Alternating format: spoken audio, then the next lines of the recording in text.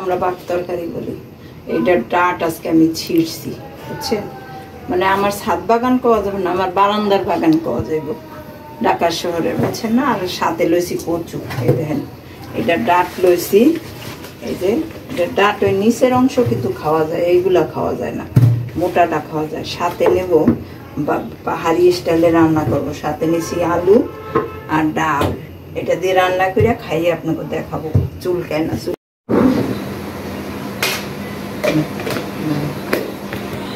এই যে আমার ছাদ বাগান না, আমার তো বারান্দার বাগান। বারান্দা বাগানে যে কচু, ডাল, আলু আর হচ্ছে কচু শাক, আর ওইটা দিয়া আর নিচি ওই যে গোছের আচার, গরুর গোছের আচার। এই দেখেন কি সুন্দর খোলা। তা আচারটা নিচে এই কারণে জাতি ইয়া ওঠে, দেখি খাইয়ে দেখি আপনাকেও জানাইতেছি কিরকম লাগে পাহাড়িয়া খাবার।